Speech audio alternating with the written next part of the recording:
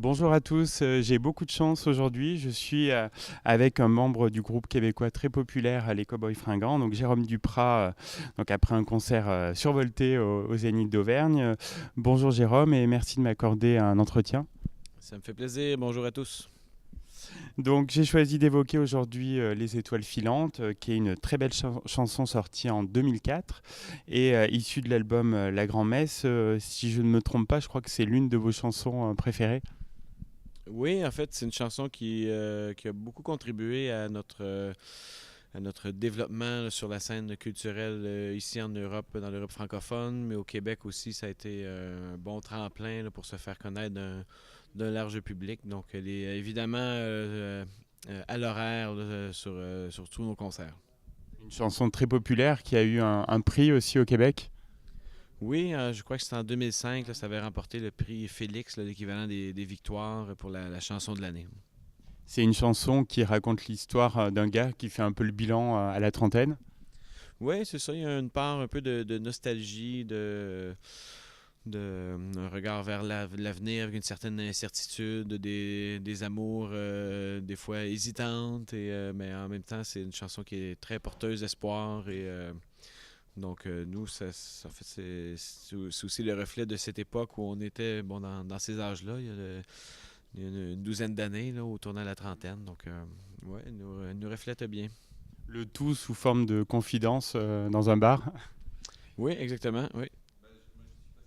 Je crois que Jean-François, ça faisait 2 ans qu'il avait la mélodie en tête, voilà, et qui peaufinait autour de cette mélodie. Oui, Jean-François, qui est le principal auteur-compositeur du groupe et l'auteur-compositeur de cette chanson, son processus créatif est d'avoir une mélodie en tête, ensuite de trouver un thème de chanson, de jouer avec les mots, de finir le texte qui va bien coller avec le bon piétage sur cette mélodie. Puis ensuite, ben, lui, il nous amène ce squelette de chansons qu'on travaille en groupe, là, dont on arrange, Carl interprète, puis on fait le processus d'enregistrement par la suite, là.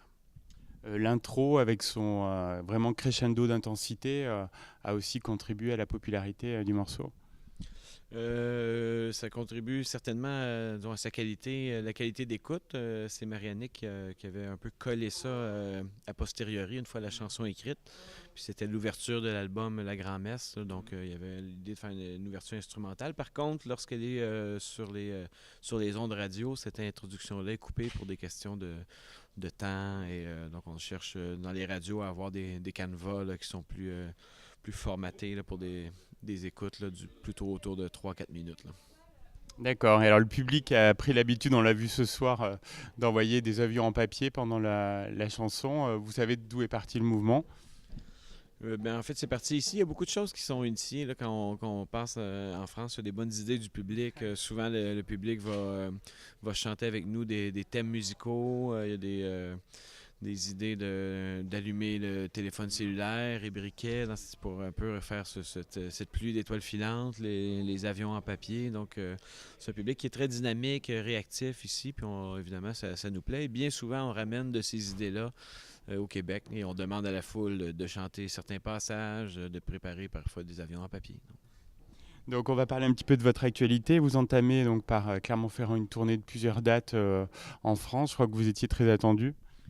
Oui, en fait, c'est la première fois en 2017, forcément, mais la deuxième fois seulement pour cette tournée là, de l'album Octobre qui a débuté en 2015. Donc, on est très occupé avec la tournée au Québec, en Amérique du Nord et aussi avec nos familles maintenant. Donc, c'est plus difficile de conjuguer tout ça avec la tournée ici en Europe. Mais donc évidemment, ça nous fait un immense plaisir de venir. On est reçu d'une façon extraordinaire par le public. On a une équipe fantastique aussi également. Donc ça nous fait grand plaisir d'y être. On vous accueille avec plaisir et vous êtes un vrai phénomène au Québec où vos concerts rassemblent plus de 20 000 personnes et ça commence aussi à le devenir ici en France. Oui, mais en fait, on tourne en France depuis 2004, donc ça fait 13 ans déjà. Puis pour conjuguer justement, comme je disais, famille et tournée au Québec, on se concentre plutôt sur de courtes périodes. Donc là, on est ici pour 5 concerts en 6 soirs et on retourne poursuivre la tournée au Québec. Donc on aime venir là, quand c'est possible de 2 à 3 fois par année. Puis, de fois en fois, il y a un phénomène de bouche à oreille qui se fait. Et puis, bien qu'on ne soit pas sur toutes les radios commerciales et à grande rotation, on a un public qui est très fidèle, qui se déplace au concert. Ça nous permet de faire ici ce soir à Clermont-Ferrand, il y avait peut-être 3000 personnes. On est à Lyon samedi prochain, il y a 8000 billets de vendus en pré-vente. Donc, c'est pour nous, c'est assez majeur, là. On sent, oui, le public très fidèle. Donc votre neuvième opus, Octobre, est toujours dans les bacs. C'est un album à la fois poétique et engagé aussi.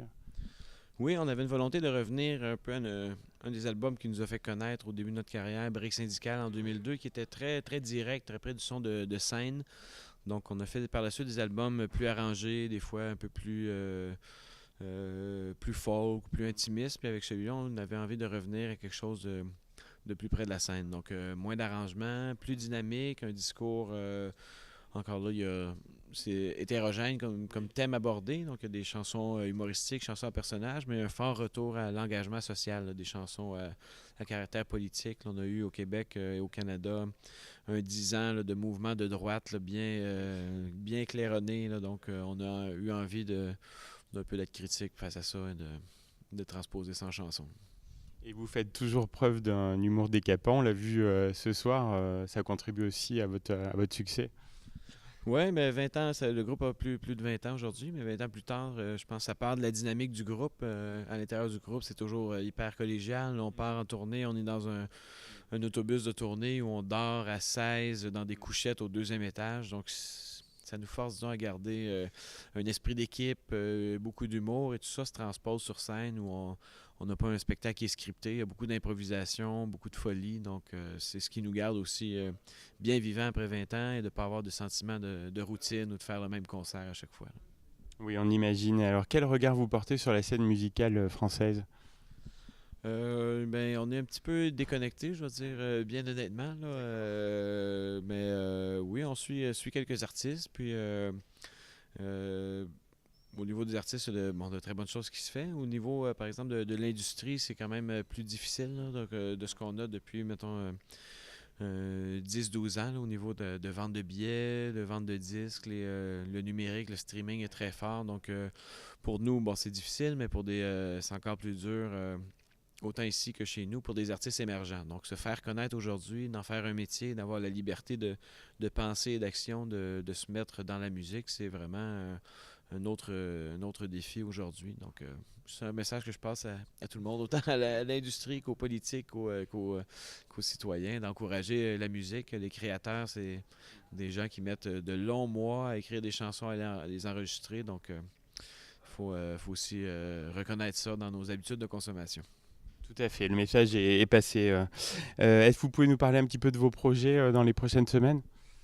Oui, alors l'album comme je disais, a été lancé en octobre 2015. Donc, on est un peu dans la dernière partie de la tournée de 2 ans. Donc, elle va se terminer en décembre prochain. Donc, d'ici là, il nous reste un bon 7-8 mois de tournée assez exhaustive, là. C'est des tournées d'environ 200 concerts qu'on fait sur 2 ans. Donc, on retourne au Québec pour la fin de la tournée en salle, un bel été de festival. On souhaite ardemment revenir en Europe cet automne, on y travaille.